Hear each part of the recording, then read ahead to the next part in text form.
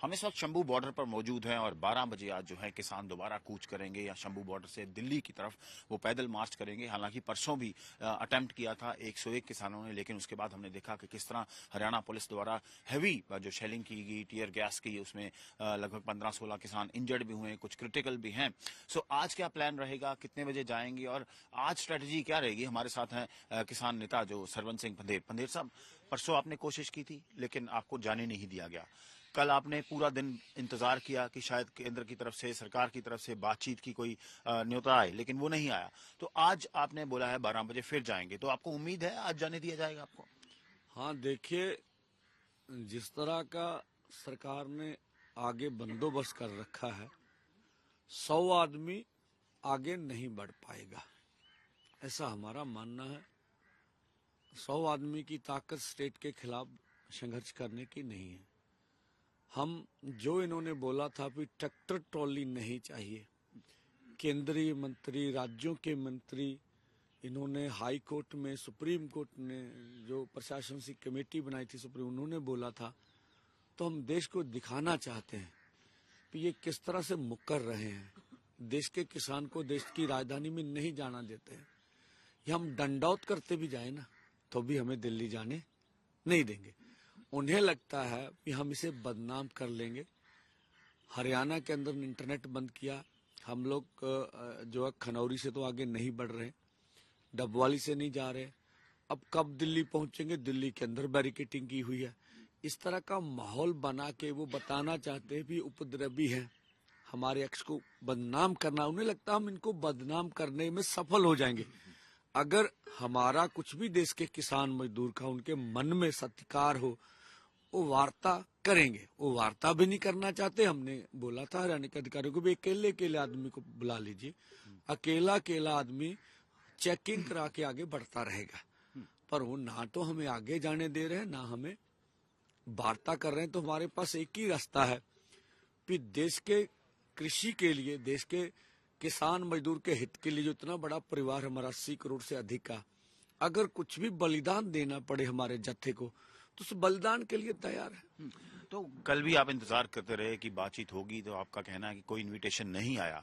तो पंधेर साहब, लेकिन ये तो डेडलॉक वाली सिचुएशन हो गई। आप 100 बंदे भेजते हैं, वो जाने नहीं देते हैं। परसों ऐसा हुआ, आज भी जो लग रहा है जिस तरह का सिक्योरिटी अरेंजमेंट है, आज भी जाने नहीं देंगे। तो ये बात आगे बढ़ेगी कैसे?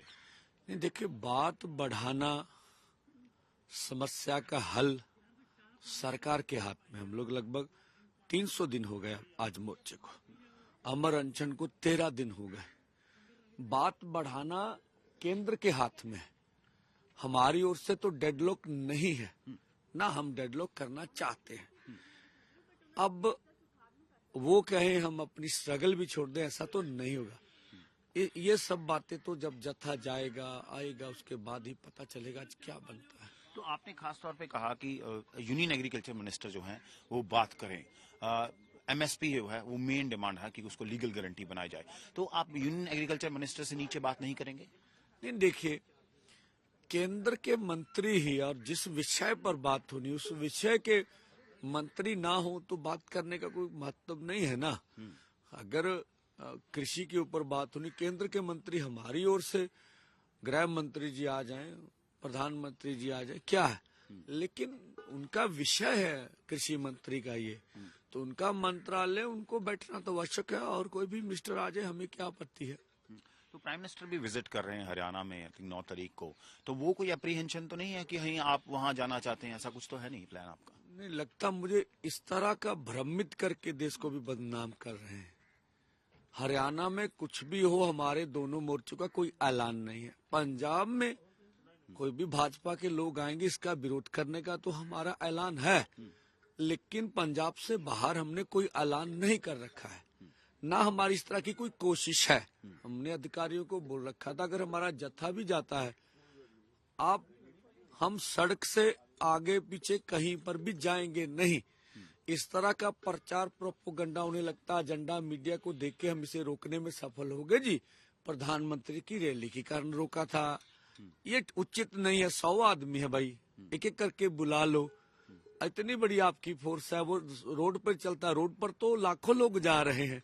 अगर वो प्रधानमंत्री की रैली के लिए खतरा नहीं हो सकते तो 100 किसान कहां से हो सकते? तो बंदेर साहब, आज अगर जाते हैं और अगर आपको रोकते हैं तो फिर भी ये कंटिन्यू रहेगा आने वाले दिनों में? नहीं, देखिए, ये जत्था जाएगा, क्या होता है क्या नहीं होता उसके बाद फिर विचार करेंगे। सो ये थे सरवन सिंह बंदेर जो किसान नेता हैं। परसों हमने देखा किस तरह रोका गया किसानों को, और आज भी किसान जो है 12 बजे जाएंगे। लेकिन इनका यही कहना है कि हमारा वही संकल्प है कि हम दिल्ली जाना चाहते हैं, अपने राइट्स के लिए जाना चाहते हैं, और अब सरकार के ऊपर है कि वो किस तरह जो है आज रिएक्ट करती है जब ये दूसरा जत्था 101 किसानों का शंभू बॉर्डर से दिल्ली की तरफ पैदल बढ़ेगा।